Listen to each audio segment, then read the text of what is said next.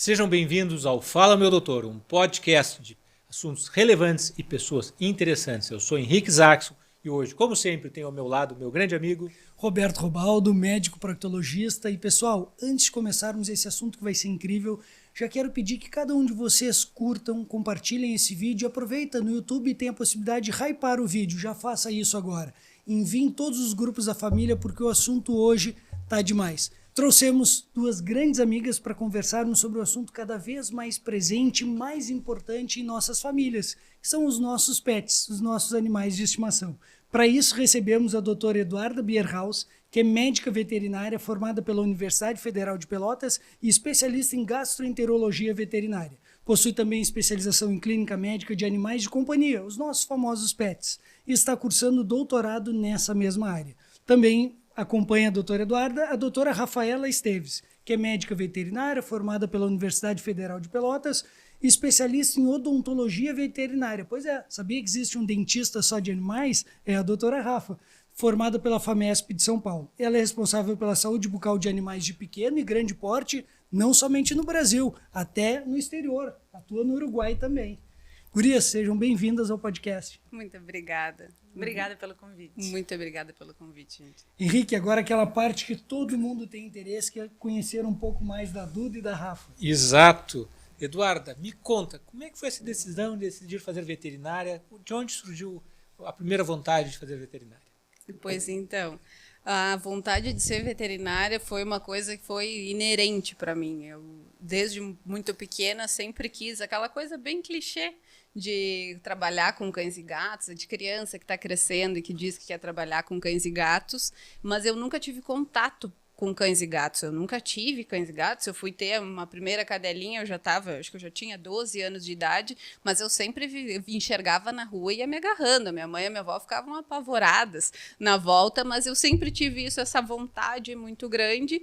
E aí, conforme fui crescendo, era isso. Tive um momento que eu dei uma mudada de ideia, eu achei que eu não ia conseguir, que eu não ia aguentar, que seria muito ruim para mim a questão do perder, então eu digo, não vou ter emocional para isso. Aí eu desisti por um tempinho, fiz um ano de cursinho pensando em medicina, e aí naquele ano do cursinho aconteceram 3 coisas que foram bem pontuais para mim. Eu perdi a minha cadelinha que eu tinha, foi a minha cadelinha de infância, eu resgatei um gato que tinha sido atropelado na rua na frente do cursinho, e eu resgatei uma cadelinha prenha também. E aí foram 3 coisas que parece que vieram para me dizer assim, ó, não vai para medicina, não é o teu lugar. E aí, então, eu acabei voltando atrás e acabei indo para medicina veterinária, que realmente é o meu lugar, é na medicina veterinária.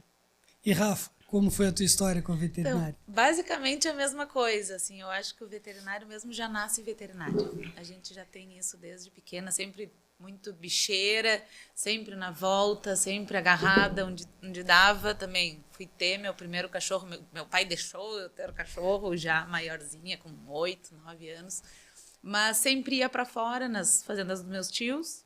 Então as férias, eu não sou de Livramento, eu não sou daqui de Pelotas, mas a gente sempre morou aqui e nas férias voltava para a família, então passava aquelas férias inteiras para fora. Cavalo, vaca, ovelha, cachorro, gato, galinha, tudo que podia estava na volta. Então, acho que sempre foi por esse lado. A minha irmã é médica, colega de vocês, pediatra, mas ela tentou me levar para o lado da medicina, eu digo não. Infelizmente, não. Mas acabou que eu, tratando cães e gatos também, a gente acaba como pediatra também. Pois né? é, sabe não que muda muito. O pessoal imagina que tem uma distância muito grande da medicina veterinária e da medicina, mas se formos ver, principalmente na parte cirúrgica, os fios cirúrgicos, os antibióticos, os métodos de anestesia são tudo muito parecidos, né? Então muito tem uma proximidade muito grande realmente. E estamos entre cirurgiões, porque as gurias acabam participando de procedimentos e tudo mais. Eu fujo do bloco cirúrgico. Eu só dou carinho na hora que eles estão acordando, tá? Então essa é a minha parte, é a hora de dar o carinho. Eu fujo do bloco cirúrgico. Até quando me falam, ai, Duda, eu queria tanto que tu operasse, eu aviso, não queria, não. Então essas mãozinhas aqui para isso não servem. Henrique, tu sabe que, bem como a Rafa falou, essa parte de ser um pouco pediatra, né? Hoje em dia os animais de estimação, os pets, são cada vez mais filhos nas famílias. Tanto que a Duda, ela é uma das veterinárias, a Duda e a Rafa cuidam do nosso cão, e lá em casa ela é chamada de tia Duda e tia Rafa. Então tem mais esse carinho especial pelas convidadas. A gente fica muito feliz, a gente tem muita sorte de... Eu já acompanho o Colosso agora, já fazem 4 anos, já vamos para 5 anos juntos, então é muito, muito legal até a gente acompanhar essa trajetória. É como pediatra mesmo. E conta, Duda, como é que é essa especialização em gastroenterologia, que às vezes as pessoas nem imaginam que dentro da medicina veterinária existem essas especialidades? Ainda é algo que é muito novo tratar de especialidade. Para a gente da veterinária, isso já é algo que já faz um tempo que a gente já trabalha, mas a gente ainda se surpreende muito quando fala, e quando eu estou conversando com responsáveis por cães e gatos e eu falo alguma coisa relacionada à Rafa, digo, vou conversar com a nossa dentista, e ainda tem pessoas que se surpreendem, que não sabem. Então, as especialidades ainda estão crescendo bastante na veterinária e para aumentar a questão do conhecimento entre todos, né? A especialidade de gastroenterologia é uma especialidade que ela é bem nova, então tem crescido muito fortemente. O meu muso inspirador é o Colossus, foi o Colossus lá quem me fez estudar a gastro. Eu estava perdida quando eu saí da residência, foi no meio da pandemia, não sabia para que lado seguir, então eu digo, vou atender clínica geral. E aí foi assim que eu acabei conhecendo muita gente especial, muitos pacientes especiais, e o Colossus, do Roberto e a Márcia, foram uma dessas famílias. E aí, que foi um caso que me fez arrancar os cabelos da cabeça e a gente não estava conseguindo evoluir, foi uma forma que eu comecei a estudar, conheci a Associação de Gastroenterologia, comecei primeiro como uma curiosa, e aí hoje já faz algum tempo, uns 2 anos que eu já estou atendendo na área. Estou fazendo a especialização, estou fazendo o doutorado também na área de gastroenterologia, e é uma área que, então, trata todo o tubo digestivo, então, esôfago, estômago, intestino, mas também a questão pancreática, a questão hepatobiliar também. Então, meu doutorado até é na área de vesícula biliar, então não é bem não é o que eu faço com o Colossus, mas então é toda esse âmbito é tratado pelo profissional da gastroenterologia. Só para contextualizar, Henrique, o Colossus é um bulldog francês que é o nosso primeiro filho. Tá vindo o Francisco. Primogênito. O Colossus foi que idade está o Colossus? O Colossus está com 5 anos, 5 e um pouquinho. E durante a pandemia, assim como todo bulldog francês, acaba tendo diversos problemas gastrointestinais, e descobrimos, através do auxílio da Duda, o diagnóstico perfeito dela, que ele tem doença inflamatória intestinal. Uma curiosidade, eu trato pacientes com doença inflamatória, o meu cachorrinho foi ter. E aí, por isso que faz parte da história da Duda. E a Rafa é a dentista dele. Exato. Rafa, eu tenho uma pergunta que eu tenho que te fazer. Como é que tu faz para examinar os dentes dos cachorrinhos e eles não te morderem? Então, às vezes morde. Às vezes morde. O exame completo mesmo, bem específico, tem que ser sob anestesia. Tá? Ele tem que estar dormindo para a gente conseguir ver todas as faces do dente, examinar direitinho, ver profundidade de bolsa periodontal. Então, o periodonto mesmo, toda a cavidade, a gente só consegue mesmo com eles dormindo. Então, na consulta, a gente faz uma avaliação, vamos dizer assim, por cima. Então, e aí sim, se vê todo o protocolo pré-anestésico, exames pré-anestésicos, parte clínica, se tá ok, a gente parte para o procedimento anestésico e aí sim conseguir avaliar direitinho no momento. E faz muita diferença a raça do cachorro, o tamanho, como é que é isso? Tudo porque a gente tem uma infinidade, é diferente da parte humana, que é, vamos dizer assim, é um crânio. Só nos cães a gente tem diversos tipos de crânio, diversas raças, diversas anatomias, então cada paciente é quase que particular. A gente não consegue ter um molde específico para todos. Então, e cada evolução do paciente, do filhote ao adulto, se comportam de maneiras diferentes, independente da raça. Então, tem pacientes que trocam os dentes, tem pacientes que não trocam, que a gente tem que retirar os tecidos para conseguir ajustar a oclusão. Então, é todo um manejo desde o filhotinho, não é só a questão do tártaro, da sujeira, mas desde o acompanhamento dele de filhote. É muito importante toda essa parte odontológica. Qual é a recomendação que os pets, né, os cachorrinhos de estimação, têm em relação ao cuidado dos dentes? Então, assim, de praxe, escovação. Tem aquele mito, assim, né, de tem uma coisinha de botar na água, tem um palitinho que vai resolver, tira o bafinho, a caneta mágica que tu passa no dente, isso tudo, tu abre o Instagram, rede social, tem quantidade de dicas. Nenhuma dessas seria efetiva se o teu dentista te dissesse, funciona. Então, a gente diz assim, se o teu dentista te disser que funciona, confia. O que ele vai te dizer? Escova. Não existe nada que substitua a escovação para prevenção, principalmente de doença periodontal. Das outras alterações de morfologia, de oclusão, bom, são outros problemas. Mas 90% dos cães, hoje em dia, a gente encontra com algum grau de doença periodontal. Então, desde que seja uma gengivite, um grau 1, que inicie com um pouquinho de tártaro, até perda de dentes, a gente encontra de rotina. Então, pacientes que vão, às vezes, vacinar, a gente abre a boquinha ali, examina e tem algum grau de doença periodontal, que pode ter sido negligenciado até por outros veterinários, por outros colegas e até pelo tutor mesmo, o dono que não tem o conhecimento de como prevenir, que não foi indicado quando era filhotinho, não foi ensinado a como cuidar dessa parte. Porque realmente a odontologia é uma área que está vindo nova. Não é tão nova, mas está sendo conhecida há pouco tempo. Eu sou formada há 15 anos já e há 15 anos eu trabalho com odontologia. Eu iniciei em equinos, e em equinos a gente também estava começando. Vamos dizer que a odontologia no Brasil aí tem um pouco mais de 20 anos, efetivo, de ter cursos, de ter material, de ter conteúdo e equipamentos. Então, a parte de pequenos também vem por isso. O pessoal de São Paulo já era bem mais avançado nisso, tinha o LOC na USP, então, já mais de 30 anos, mas que tenha esse conhecimento, essa divulgação, a gente tem observado agora. Então, eu mexo com a Duda que a gente tem 18 anos de pacientes para trás, para tratar, mas a ideia é que daqui para frente a gente faça profilaxias para não ter que tratar a doença periodontal. Quando é que é a primeira consulta odontológica do cão? Já na primeira vacina. Já na primeira vacina já tem que observar, principalmente questão de oclusão. O que a gente indica quando fazem, por exemplo, cesarianas? No que nasceu. Porque muitas vezes tem deformidades congênitas, fendas palatinas, outras alterações que a gente pode observar e tentar salvar esse bebezinho, e tem outras que são incompatíveis com a vida. Mas no que nasceu, se a gente consegue observar e já examinar principalmente essa questão para que seja possível que ele mame, que ele consiga se desenvolver até os seus 45 dias para a primeira vacina, a partir dali, no que começa a erupção dos dentinhos, ver se a oclusão está correta, ver se está tudo direitinho, para ir dando o segmento. Roberto, tu falasse do Colosso, né? Agora eu vou fazer propaganda da minha cachorrinha também. Na verdade, a cachorrinha do meu filho, a Sushi, que é uma Shiba Inu. Já mostrei foto para as meninas agora há pouco. Também tem 5 anos e meio. Eu não sou tão bom de data com nem tu, mas é por aí que ela tem. E tu consegue escovar os dentes dela? Não consigo de jeito nenhum.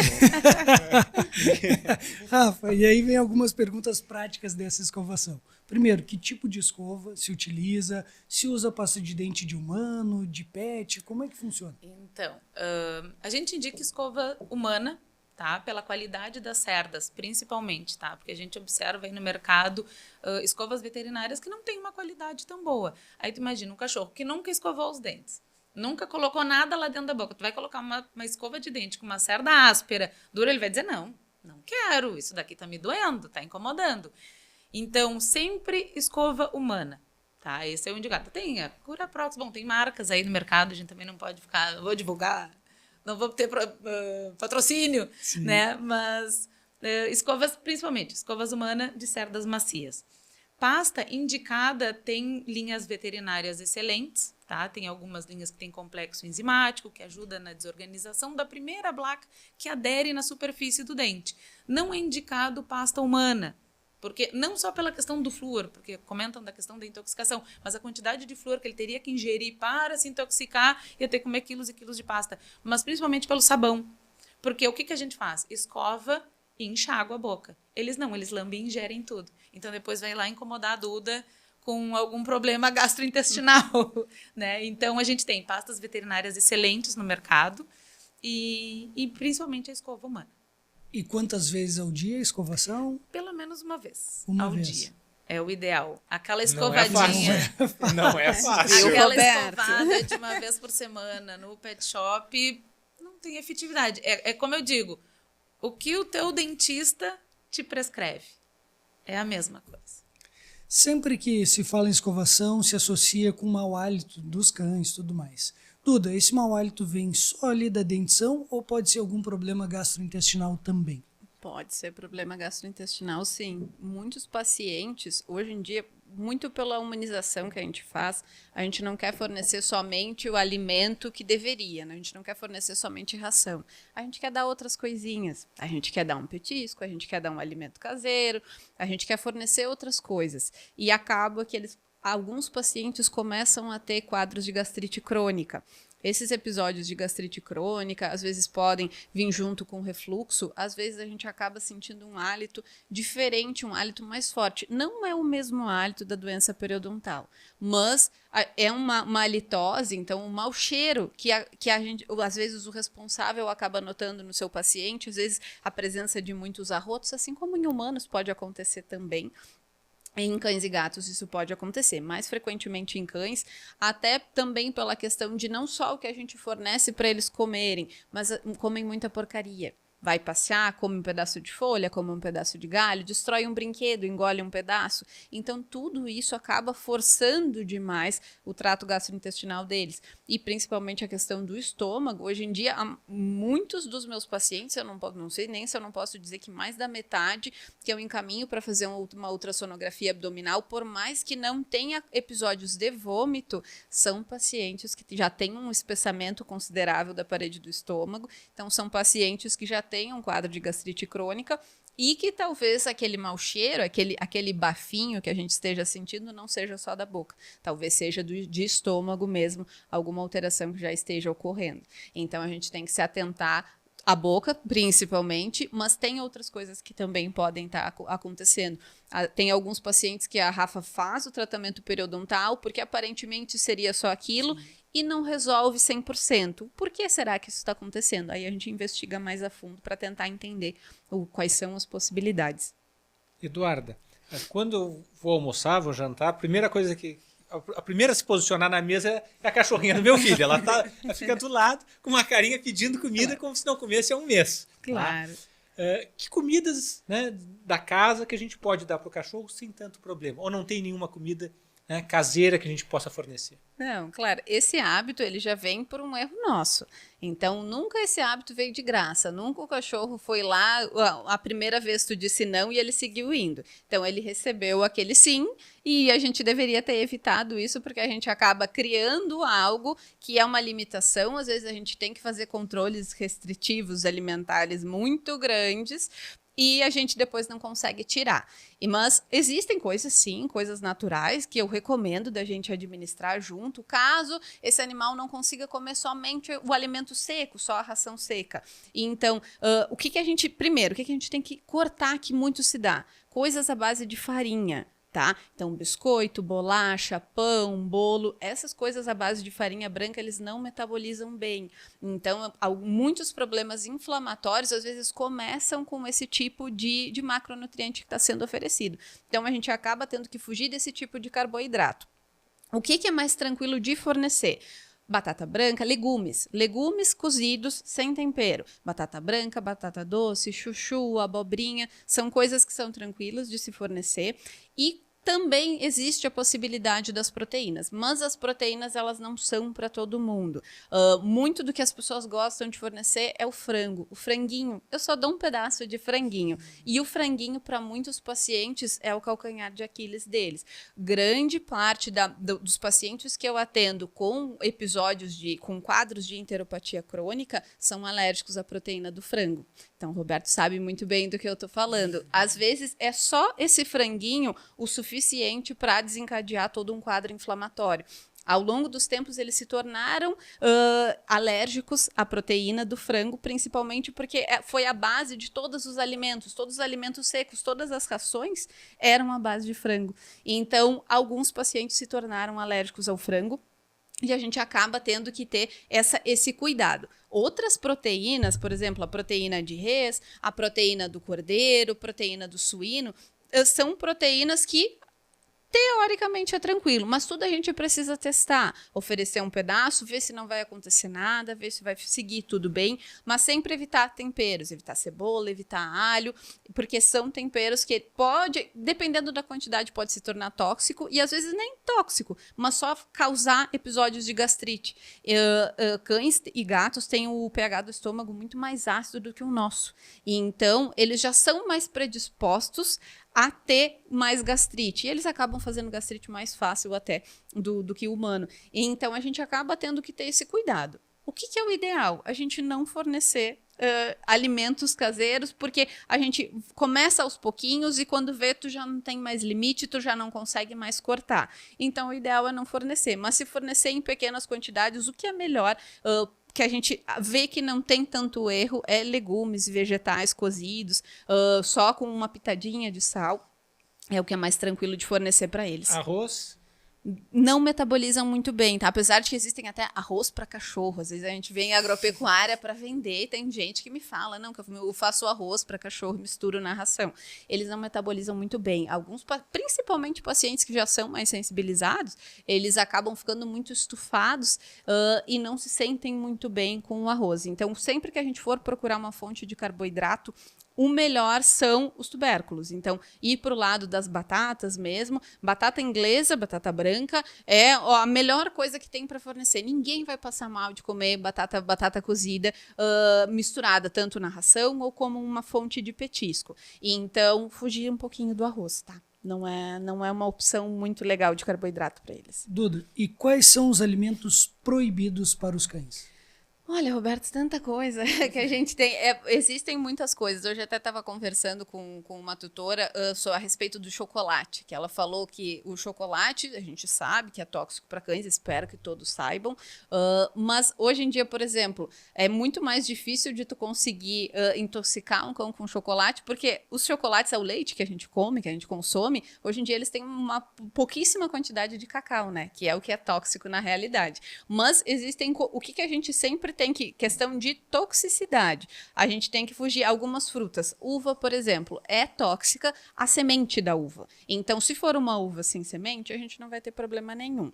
Mas se for uma uva com semente, aí é importante a gente fugir. Café. Eles se intoxicam, eles acabam hiperexcitando, apresentando alterações neurológicas, até pezinhos de café, que às vezes as pessoas plantam em casa. É algo que, se consumido pelo cão ou pelo gato, pode vir a fazer um quadro neurológico bem feio. Então, é importante fugir. Existem algumas coisas variáveis, mas tudo depende da quantidade, que nem o que a Rafa falou da questão do flúor.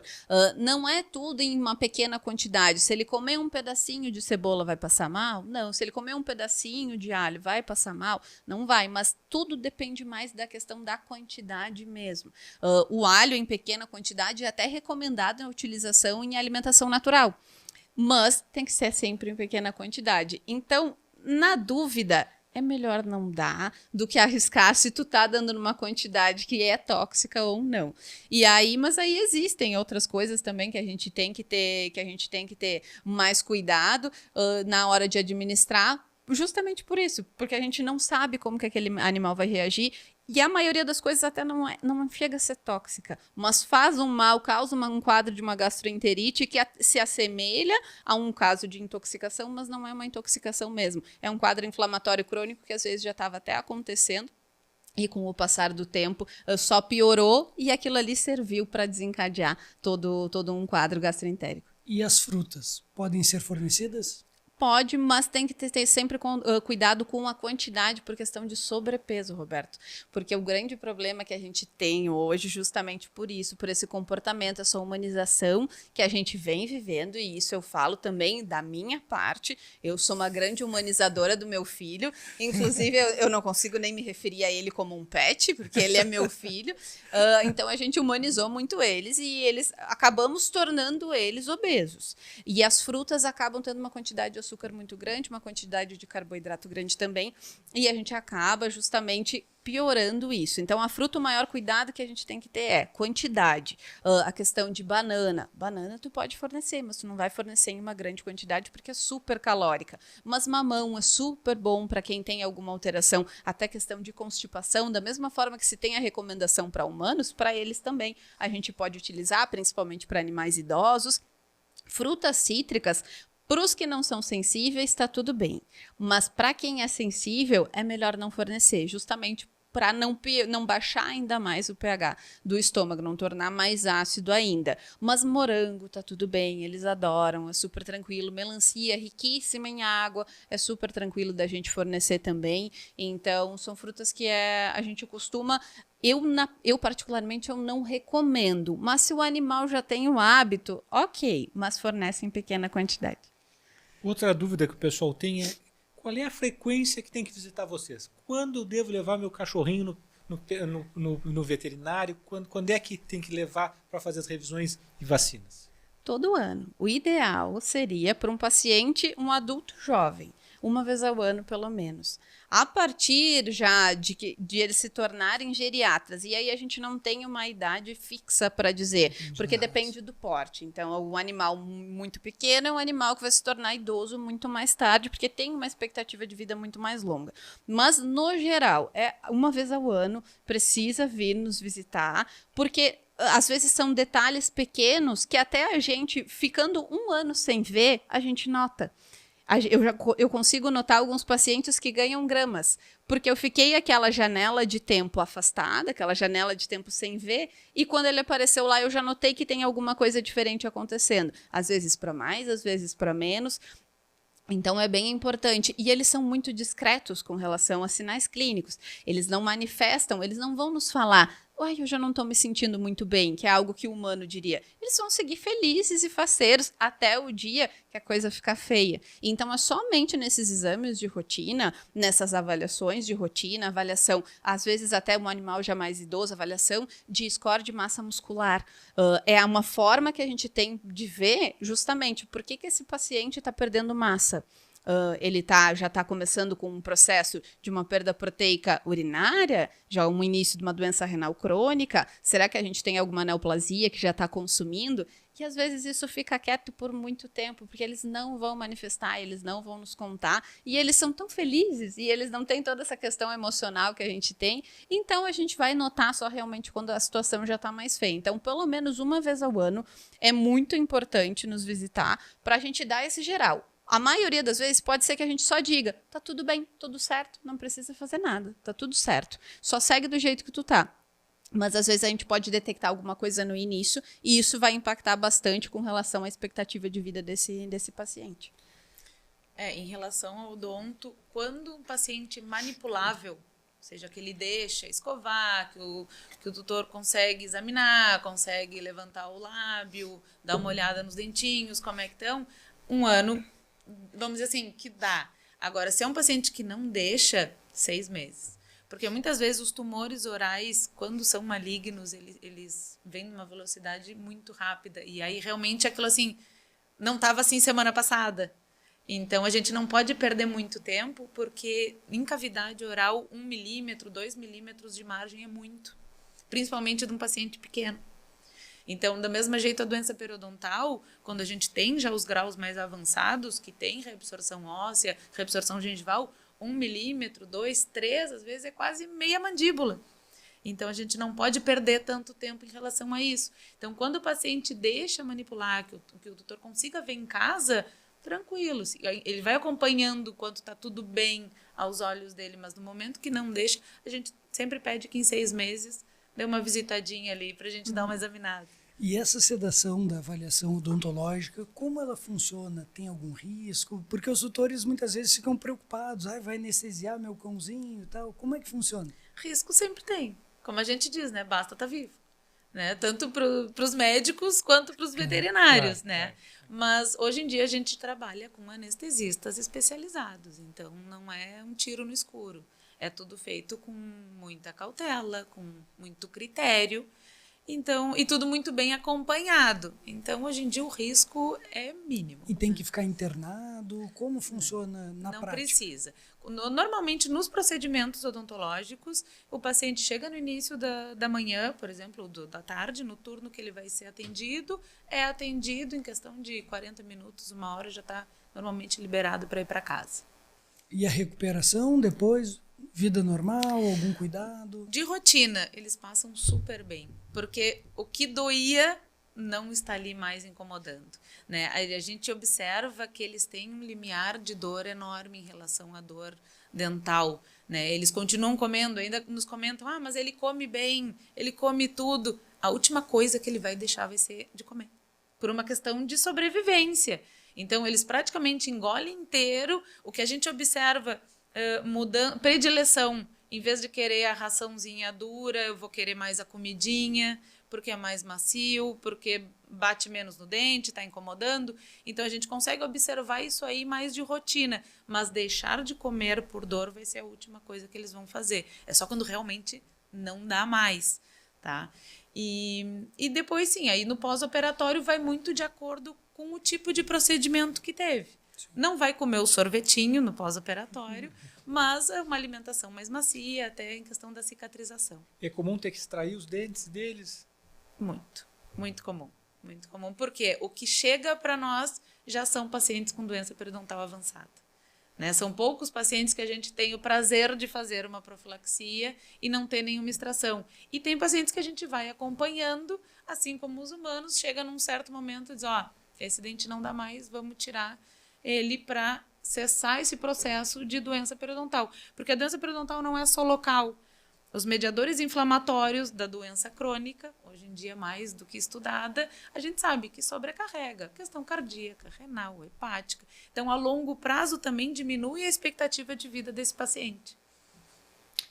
Falando em odontologia, lembramos dos dentistas humanos e pensamos, tratamento de canal, colocar aparelho, restaurar cárie. Isso acontece também na odontoveterinária? Acontece tudo, né?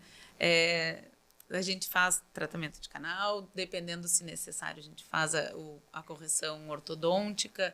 É tudo muito conversado com quem vai cuidar em casa, né? Porque a rotina do pós, também às vezes demanda um pouco mais de atenção para esse tipo de procedimento. Sim. Mas tanto restaurações, dependendo das fraturas, a gente consegue, como a do Colosso, que também tirou uma lasquinha ali, mordendo um brinquedinho provavelmente, e a gente consegue fazer a proteção desses dentes da mesma maneira. E tem algumas raças mais propensas a ter problemas nos dentes que outras? Tem. Cada raça tem as suas particularidades, vamos dizer assim. Cães pequenos e cães braxcefálicos têm maior predisposição à doença periodontal, porque o espacinho é menor, os dentes proporcionalmente são maiores em relação àquele espaço da boquinha pequena. Os braxcefálicos, que são como colossos, que têm a carinha achatada, então os dentes não cabem dentro daquele crânio que foi achatado, então a maioria eles têm giroversão. Então, também aumenta o apinhamento, aumenta o contato, aumenta o espacinho ali apertado entre eles, aumenta a predisposição da doença periodontal, diferente de cães maiores, como a tua cachorrinha e os cães maiores, que normalmente têm fraturas, por roerem brinquedos mais duros, o clássico ossinho do churrasco e todas essas coisas que vão causando, porque o cachorro grande, os dentes proporcionalmente ao espaço são menores. Então, tem mais espaço entre eles, não junta tanta sujeira comparado com os cães pequenininhos. E é bom dar osso para o cachorro? Não. A gente diz que osso quebra dente, né? Então, nem na natureza eles não ficam com aquela obsessão de ficar roendo o ossinho. Eles comem a cartilagem, a carne da volta e deu. Então, o osso em si, brinquedos de nylon, aqueles casquinhos, os chifres, tudo que for duro, a maior chance de causar fraturas dentárias. Então, tira fora isso aí. Tira fora. Principalmente o ossinho do churrasco, que além de tudo, ele ainda está desidratado porque ele foi assado. Então, ele fica mais duro ainda. E aqueles brinquedos de cabo de guerra? Podem ser feitos? Dá problema na mandíbula? Podem brincar tranquilamente. O que a gente indica? Então, aí, ó, dica para casa, né? Dicas de brinquedos. silicone, borracha, corda, pelúcia, aqueles desidratados, orelha, traqueia, tem uns pedacinhos de couro. Até a gente estava falando no consultório, porque a Duda comprou pro dela, que é um natural, que é só desidratado. Só couro então desidratado. não tem químicos e cáusticos e tudo mais. Então, o pessoal vai na loja, dá uma lida ali no que tem. Então, hoje em dia, a gente já tem brinquedos e palitos, tudo que ajuda também nessa questão da mastigação, do estímulo do dente sobre a superfície. Então, que ajuda na questão como se fosse uma escovação.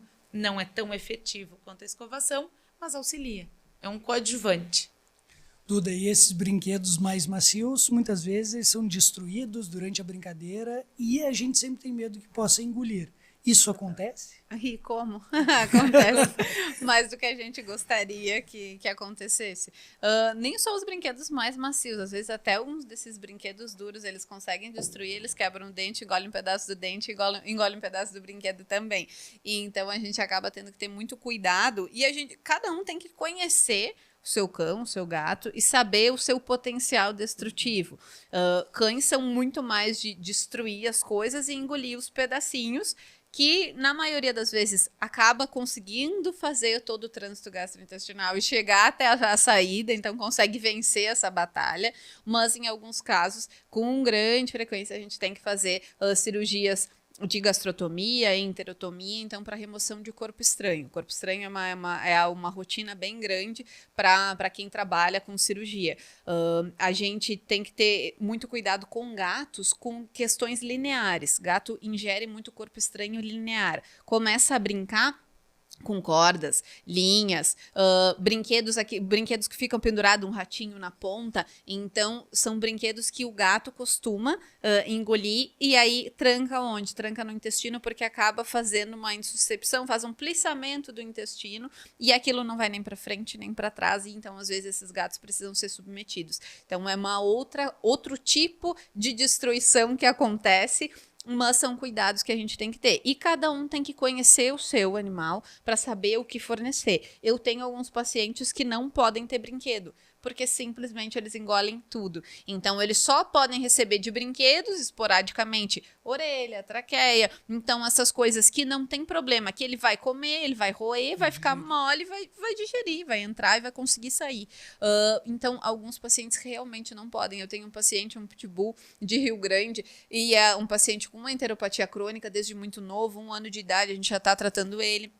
A gente está tendo que utilizar imunossupressor e a gente não consegue estabilizar ele muito bem por causa dessa questão destruidora. Então, sempre que ele acha algum brinquedo, ele destrói e aquilo, quando chega no intestino, faz uma crise e aí a gente perde toda a batalha que a gente estava vindo fazendo. A gente conseguiu estabilizar, a gente começou a desinflamar. Entra um corpo estranho, esse processo inflamatório vem com tudo de novo. Então, a gente tem que conhecer quem a gente tem em casa. Então, o brinquedo que funciona para da Rafa é um, o que funciona para o meu é outro, para o Colosso é outro, para o teu cachorrinho é outro. Então, a gente tem que conhecer as limitações dos nossos filhos dentro de casa para saber o que fornecer.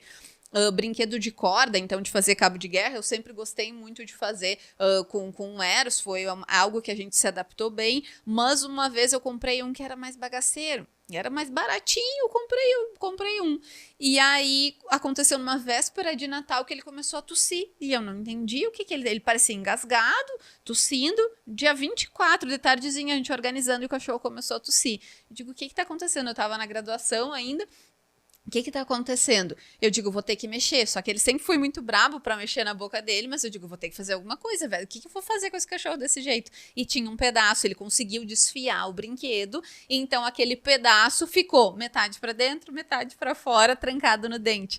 E então foi algo que foi bom, porque eu acho que naquele tamanho, se tivesse entrado, ia ter trancado e a gente ia ter que submeter ele a um procedimento cirúrgico, mas a partir daquele momento eu vi, pra ele, eu posso ainda utilizar brinquedo de corda, mas eu sempre tenho que monitorar muito bem, porque eu vi que ele gostou de desfiar e comer aqueles pedacinhos. Então, a gente tem que saber com quem que a gente está lidando, quem é a nossa criança, para daí a gente conseguir fornecer o melhor brinquedo para ele. Duda, a gente está conversando que os pets são cada vez mais presentes na vida de todos e estão dentro das casas. Claro. Então, tem alguns cuidados que são importantes não só para a saúde dos animais, mas também de toda a família. Quais são os vermífugos? Qual é a recomendação que temos que dar? Henrique, Duda, não responde essa. Essa o pessoal tem uma baita curiosidade. Vamos aproveitar as gurias tomar água e agradecer os nossos patrocinadores.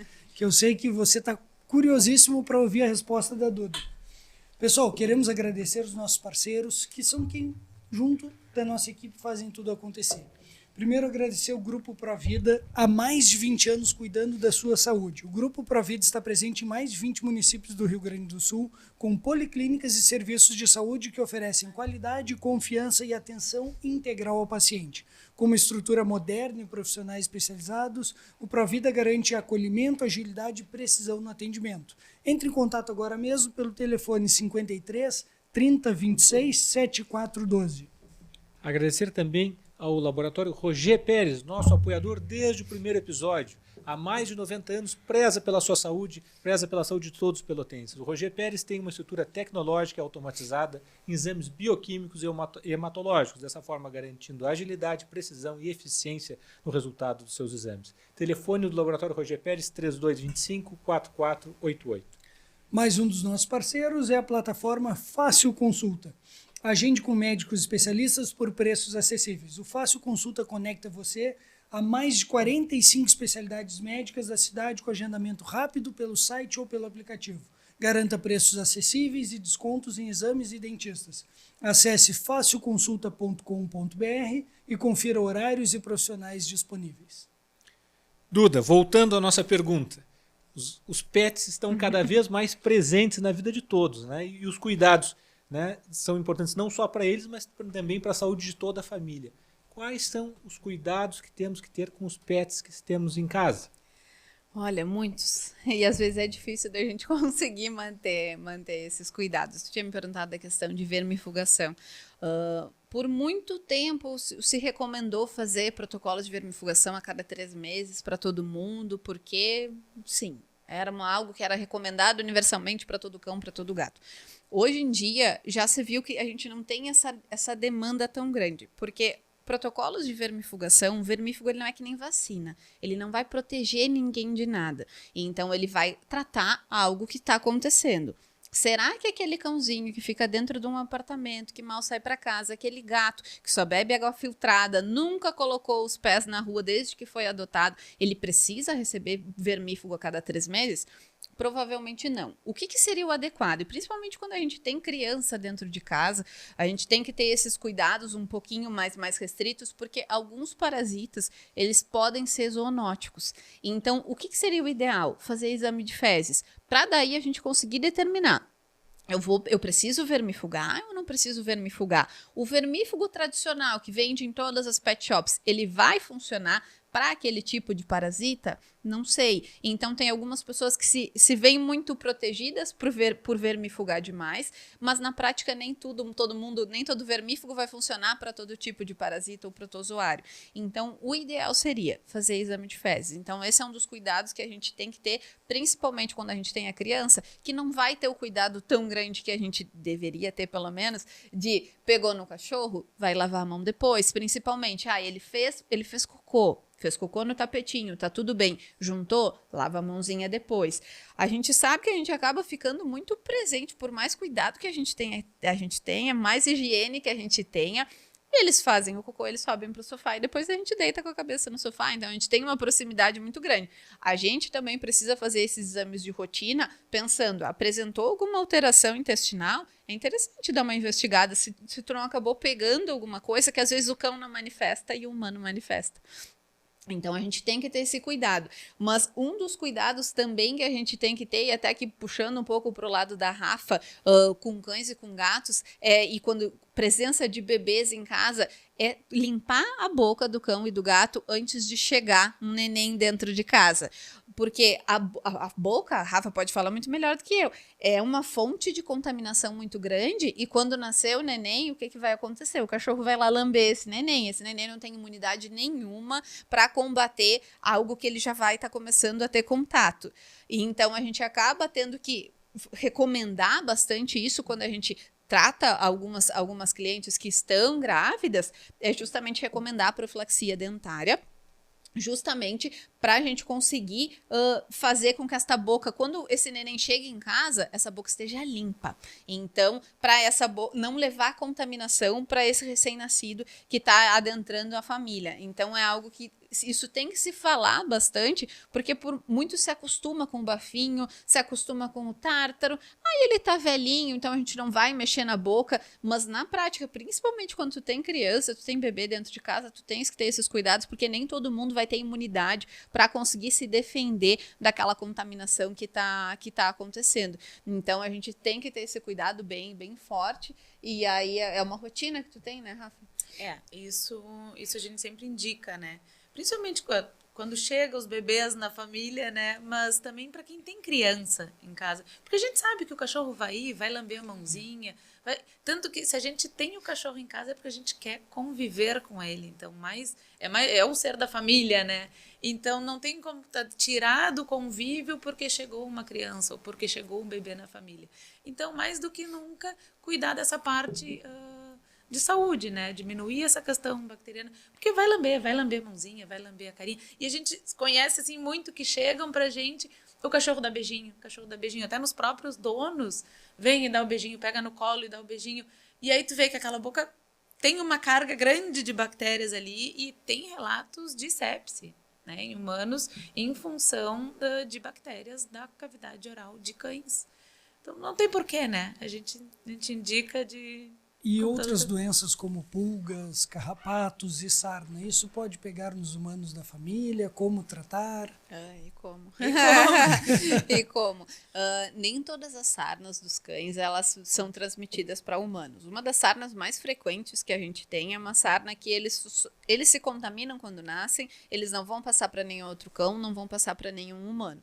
Então já é algo que algo que é muito tranquilo e algo que é muito presente. E muito humano sempre pensa na sarna que é a sarna sarcóptica, que é a escabiose, que é algo que o cão pode pegar e pode transmitir para o dono. E se o cão pegar e tiver contato com o dono, vai pegar, porque realmente é um potencial zoonótico muito alto.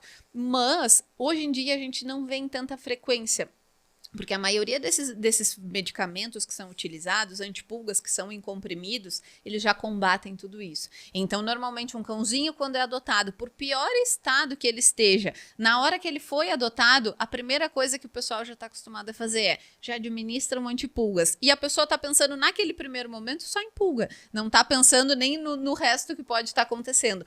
Só que esses fármacos, eles já funcionam também para sarna. Então, já é uma forma de tu controlar. E uma dose que tu utilizou 24 horas depois, tá resolvido. Tu não te preocupa mais.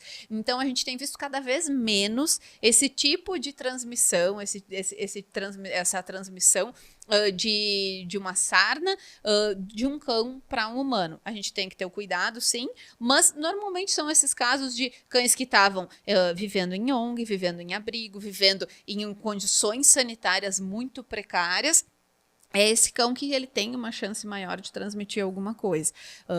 Porque, de resto, a gente, graças a Deus, pelo menos na minha rotina, eu tenho uma rotina de animais que são muito bem cuidados, então sarna é até algo que já está começando a fugir. É o recém-adotado que vem e a gente, com uma dose, a gente já consegue resolver o problema todo.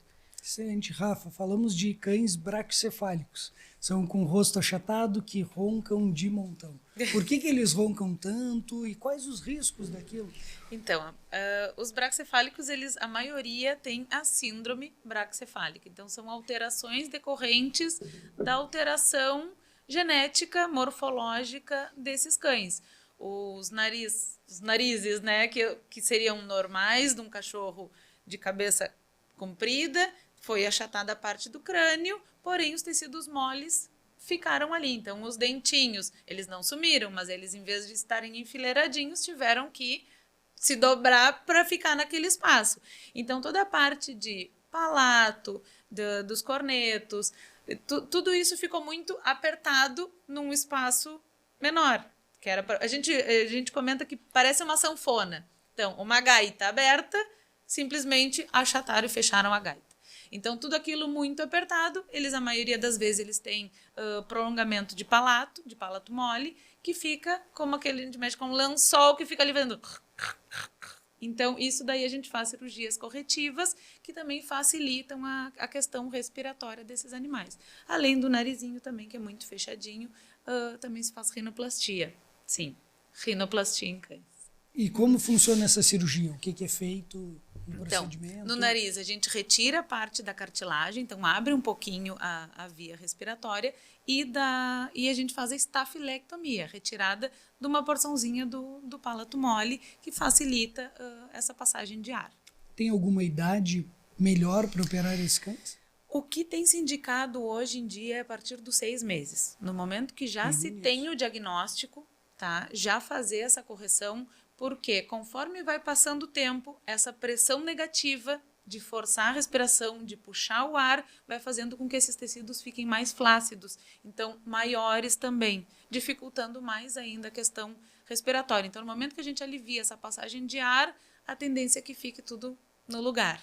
E até as pessoas da casa conseguem dormir melhor, porque o ronco diminuiu. O nosso cãozinho foi operado pela Rafa e melhorou a Deu qualidade de vida diferença da minha grande. esposa. Porque antes eram 2 roncando, eu e mais o Colosso, agora sou eu. É bem importante falar, gente, que hoje em dia se trata como normal. O bulldog ronca, o pug ronca. E quando chega no consultório e a gente comenta, normalmente aquele tutor toma um susto, ele diz, mas é o normal. Eles Sempre foi roncam, assim. sempre foi É o assim. charme dele. Não faz mal. Ele tá bem, ele vive bem assim. E na realidade não é que aquele animal viva bem. Ele se acostumou, ele se habituou a viver daquela forma. Ele se poupa de fazer exercícios que, se ele conseguisse respirar, ele faria diferente. E então, isso muito se passou, até a questão, a evolução das raças, tudo foi mudança genética que o homem fez.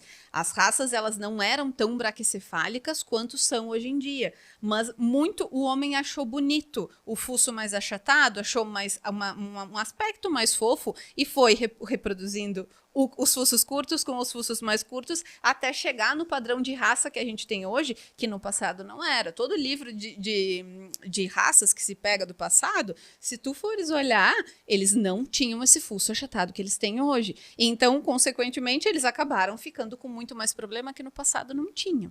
Então, e não é normal ficar roncando o tempo inteiro. Quando se agita, ok, numa situação um pouquinho de mais relaxamento, tá tudo bem, mas não aquela coisa constante de que o animal precisa parar para respirar no momento de calor.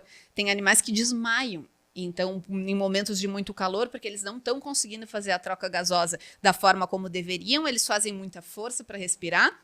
Eles ficam taquipnecos, respirando muito rápido, e aí o que acaba acontecendo? Eles desmaiam, eles apresentam um episódio de síncope por causa disso. Então, não é normal, não é algo que a gente tem que aceitar como é algo padrão da raça. O padrão da raça até pode ser bonitinho, mas aquele animal ele tem que ter tudo funcional. Então, a gente precisa corrigir. Em todo mundo, tá roncando demais, tá tendo prejuízo de qualidade de vida, e existem até alguns exames de saturação que se vê que aquele animal ele não oxigena da forma como deveria. Ele está te olhando, ele está parecendo ótimo.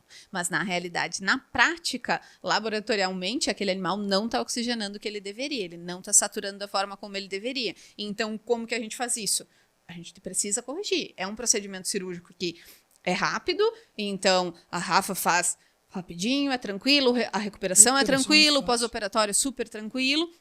E é algo que muda de forma muito rápida a qualidade de vida deles. E quando a gente está tratando de filho, a gente tem que falar, é a qualidade de vida que eu quero pro meu filho, não é tu te habituar ao pobrezinho não respirar direito. Então imagina se fosse tu roncando o tempo inteiro, que tu não, a qualquer atividade, às vezes parado em estação, imagina tá roncando. Quem tem asma tem uma ideia do que mais ou menos seja. Né? Então é algo que sofre. Eu sou uma asmática, então quando eu tenho paciente que ronca o tempo inteiro no consultório, me dói aquilo, porque eu fico imaginando, imagina se eu tivesse com crise o tempo inteiro. Imagina se não tivesse nada que conseguisse me segurar. Então, é algo que o procedimento, porque ele não vai te falar que tá difícil para ele respirar, tipo, nossa, tô cansado. Ele não vai te falar. Ele vai estar brincando e às vezes eles vão brincar até eles desmaiarem. Então, é algo que precisa ser falado. braquicefálico, se tiver essa síndrome do braquicefálico, que então são essas duas alterações e hipoplasia de laringe, que aí é algo que a gente não consegue corrigir, já é algo que é um pouquinho mais complexo, a gente consegue melhorar e dar qualidade de vida para eles. Tem que ser trabalhado, tem que ser falado e todo mundo tem que saber mesmo, porque é algo que precisa ser corrigido. Duda, e os gases? Por que alguns cães soltam tantos puns?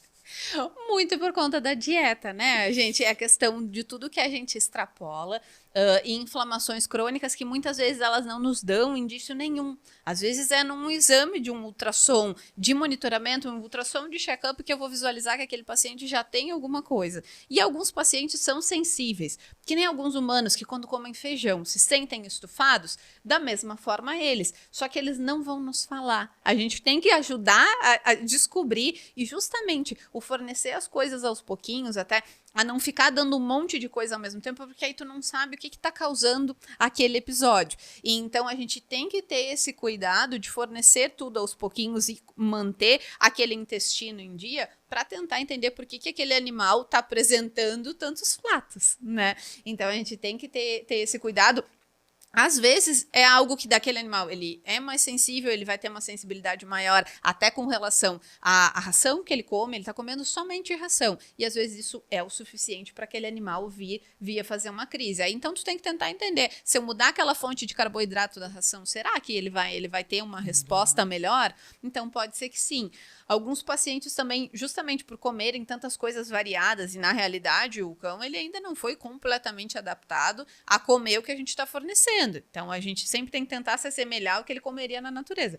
Então, eles apresentam alguns quadros de disbiose. Então, alguns crescimentos errôneos de micro-organismos no intestino. Então, cresce mais quem não deveria. E isso acaba justamente prejudicando a fermentação, prejudicando a digestão. Então, a gente acaba se deparando com essas coisas. Mas a gente tem que tentar entender também. Tá demais? Vamos tentar mudar alguma coisa na alimentação. Vamos tentar entender se esse paciente precisa de algo mais. Entrar com um probiótico por tempo indeterminado. Para daí a gente controlar essas bactérias, melhorar essa saúde intestinal. Então, não são muitos que apresentam, tá? Mas os que apresentam normalmente tem alguma coisinha que a gente pode ajustar. Rafa, e é verdade que o vira-lata caramelo tem mais saúde do que os cães de raça? É a questão da vitamina S, né? É a seleção natural, né? É a seleção natural. Quanto menos tem a mão do homem ali, mais a natureza faz o seu papel. E a gente até comenta, né, que quando pegam cachorrinhos adotados, novinhos, os dentinhos estão lindos ainda. Claro, vai passando o tempo. Muitos dos vira-latas caramelos ali começam com desgaste dental, por ter que rasgar o saco de lixo, por ter que puxar alguma coisa, roer o resto de comidinha que ele achou pelo caminho. Mas quando são pacientes novos, assim, cachorrinhos novos, resgatados, os dentes estão bem limpinhos. E falando em comer coisas atípicas, por que alguns cães gostam de comer fezes dos outros?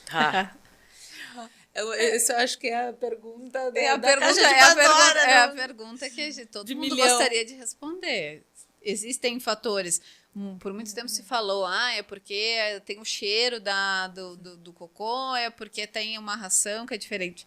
Tem cão que come o seu próprio cocô, aí não justifica. Tem cães que comem porque estão entediados. Tem cães que comem porque, justamente, até a questão de adestramento, quando a gente se depara com um cão que faz esse coprofagia, então esse hábito de comer fezes, sejam suas ou fezes de outros animais que convivam, mas alguns adestradores falam que o ideal é tu não recolher na hora que o animal faz, porque quando tu recolhe na hora que ele faz, na hora que ele defecou, ele faz uma associação de que aquilo foi errado. Então, que ele come para te fazer feliz, que ele tá comendo que é para te poupar, como se ele fizesse algo errado. Então, ele tá se defendendo. Mas o porquê na prática...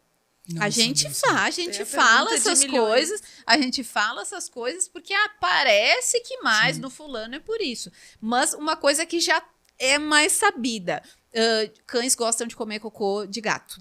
Porque a ração do gato é uma ração que ela é muito mais proteica. Então ela tem um cheiro que é mais atrativo para o cão. Então, isso é um que é mais frequente e é o máximo de explicação que a gente consegue dar. O resto é achismo. E às vezes melhora do nada, o mesmo cachorro que está comendo cocô melhora do nada. Tem uma raça que são os Shih Tzus, que eles já são famosos por comerem cocô. E não tem uma explicação. Às vezes é do nada, às vezes é um dia que acontece, depois fica meses sem, do nada come de novo, às vezes come o seu, às vezes come o do colega. Então não tem uma explicação. O porquê que acontece. A gente tenta corrigir, existem alguns suplementos que são amargos, que é só para deixar o cocô com o gosto amargo e para na próxima vez que ele for comer, ele sentir aquele gosto ruim e tentar tirar aquele hábito. Porque cães são muito domesticáveis, então eles se acostumam, eles aprendem muito bem tudo. Então, a gente tenta, mas não tem uma resposta. É achismo. Tudo que o povo fala é achismo. Duda, Tecnicamente... A produção já está nos cobrando aqui, Henrique. Quando o assunto é bom, passa rápido. Foi muito né? bom. Nós vamos ter que chamar as gurias para o próximo episódio. Mas eu não posso encerrar sem te fazer essa pergunta para vocês duas. Antigamente se tinha o hábito de adestrar o cão, doutrinar em casa, fazia xixi no local, ia lá, se esfregava o focinho do cão ali, batia no cão. Isso funciona? Para alguns sim, para outros não. A questão de adestramento mais é o trabalhar com reforço positivo, não com reforço negativo. Então, isso é o que mais a gente vê resposta, porque tu não tens uma resposta por medo. E justamente por isso, a gente precisa voltar para a questão do... aí é meu filho. É teu filho, tu vai esfregar o focinho dele ali naquele xixi. E então, é o reforço positivo. Fez um xixi no lugar certo? Então, tu vai fornecer um petisquinho, um biscoitinho. Então, para tudo, qualquer questão de adestramento... O trabalhar com reforço positivo é quando a gente tem as melhores respostas, porque aquele cão fica feliz, porque ele tá ganhando algo, e depois de um tempo tu nem precisa mais fornecer, porque ele já sente que ele fez algo bom. E cães gostam, cães se sentem úteis dessa forma. Existem raças que são para trabalho mesmo, que na hora, a Rafa pode falar melhor, porque vive mais no campo, mas se tu começa até dessa forma, mas depois ele gosta, ele se sente bem, ele se sente útil. Então, a melhor forma, existem, claro, aqueles produtos com cheiro, para tu tentar atrair um pouquinho mais. Os primeiros meses são mais complicados, para os primeiros meses de vida, até aquele animalzinho entender o que ele tem que fazer. É que ele não tá entendendo, não é por mal. Ele não tá fazendo porque ele é sem vergonha, porque ele tá tentando te provocar. Ele tá fazendo porque ele não sabe ainda onde que é. Então, cabe a gente ter paciência, que nem com uma criança, de tu ensinar o que está acontecendo e fez no lugar certo, biscoitinho. Ele vai se acostumar. Todos se acostumam. Tanto o xixi quanto o cocô. Às vezes o cocô sai mais um pouquinho pro lado. Mas sabe onde que é, sabe onde que tem que acontecer. Então, eles se acostumam muito bem sempre trabalhando com reforço positivo, sem reforço negativo. Rafa, tu que trabalha mais a campo, com outros animais também, se escuta muito que os cães criados a campo são mais felizes do que os cães urbanos. Como é que nós podemos trazer uma rotina para aquele cãozinho de apartamento, de casa, para tentar mimetizar e imitar aquela vida selvagem do cão? A gente diz que cachorro feliz é cachorro cansado. É que nem criança, assim, tem que brincar, tem que fazer exercício, tem que deixar o cachorro ser cachorro, né? Então, dessa mesma maneira do reforço positivo, sempre me perguntam como fazer com o filhotinho, a questão do xixi. Leva no colo, não deixa indo no chão, leva no colo, larga ali ou na graminha ou no tapetinho, faz xixi, muito bem, parabéns, dá um agrado. Porque a nobreza do cachorro é tão grande que ele só quer te agradar. Ele vive para te agradar, ele não pede mais nada.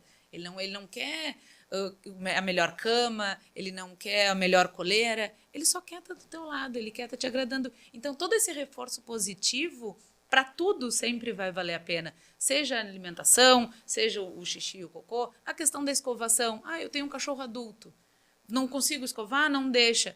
Ela Consegue. tá falando de mim, viu? Consegue. Ela me domesticou a eu escovar os dentes do Consegue. Eras. Eu só comecei a escovar quando eu conheci ela. Que me insistiu e falou, escova, tu tens que escovar. Somos e eu dizia, não consigo. E ela disse, consegue. Eu disse, tu não conhece o meu cachorro ainda. Eu não consigo. E ela falou, tu consegue. E aí ela me incomodou, me infernizou, comprou o kit com a escova, com a pasta de dente, me deu e disse, tu vai conseguir. Tentei, comecei a tentar, aos pouquinhos fui indo, e agora já é um momento que para ele gostou, porque quando a gente termina a escovação, a gente fornece para ele o peixinho, que é o ômega 3, que é algo que é um suplemento que ele adora tomar como um petisco, e eu fico feliz porque ele tá tomando porque eu preciso tomar. E foi a forma que a gente conseguiu colocar. Então ele já tem até no relógio biológico dele que o horário das 11 horas é o horário que a gente vai escovar os dentes dele. Se ele tá dormindo, ele acorda. E ele pede. Ele não é a pessoa mais feliz na hora de escovação dentária, tá? Não dá pra mentir e dizer que olha, mas é que ele sabe que ele vai ganhar uma coisa depois. Então, a gente tem que tentar, a gente consegue se habituar, a gente consegue se acostumar. Então, quem disser que não consegue, escuta essa mulher, porque olha aqui, ó, eu vivi anos de veterinária dizendo que eu não conseguia e eu consegui foi depois de conhecer ela. Henrique, esse episódio vai gerar uma polêmica, porque nós falamos basicamente de cães. O pessoal que tem gatos vai nos xingar. É porque assim, Roberto, eu tenho que te falar a verdade, eu gosto muito mais de cachorrinho do que de gato. Então, acabei puxando a sardinha pro Mas existe os dois times. Claro que sim, nós então temos nós vamos ter que os dois. organizar um próximo para falar somente de gatos. Só de Eu acho que sim, Roberto. Eu acho que sim. Porque a produção já estamos há mais de uma hora. Vamos convidá-los de novo para falar só de gato outra vez. Só de gatos. Gurias, muito obrigado pela presença de vocês. E quem gostou de tudo que escutou aqui e quer agendar uma avaliação contigo, Rafa, quer agendar uma consulta, Duda, onde encontra vocês? Nós atuamos como volantes, tanto aqui em Pelotas, quanto na cidade de Rio Grande. A Rafa atende ainda no Uruguai também. Então, o contato sempre é feito direto com a gente, porque a gente vai agendar onde ficar mais fácil para cada responsável. Então, sempre a gente passa o nosso contato mesmo, que a gente consegue fazer, combinar, acertar um horário da melhor forma, entender o que está acontecendo. Às vezes, só trocar uma ideia e combinar algo um pouquinho mais para frente. Então, sempre é direto conosco que a gente faz esses agendamentos, justamente por isso, porque a gente atende em algumas clínicas, tanto daqui quanto de fora daqui da cidade, na região. O meu celular é 53 984 27 07 20 e me segue também no Instagram, @DudaBeerHouse, que ali tem um pouco da minha vida, muito do meu filho e algum conteúdo técnico também. Então, da parte de odonto, né, tanto de pequenos quanto de equinos, também atendemos nessa área. Meu contato é 539-8125-0567 e no Instagram, @RafaEsteves, vetdentista. Henrique, contigo. É isso aí, pessoal. Hoje um episódio super interessante, né? As meninas brilharam aí, elucidando várias dúvidas que você tem com o seu pet aí em casa. Muito obrigado por nos acompanhar, muito obrigado por terem vindo aqui. Uma honra. E, pessoal, nos acompanhem em todas as mídias e encaminhem este episódio para quem você acha que tem aquele pet que vai gostar desse episódio. Um abração, boa noite, pessoal. Uma boa noite.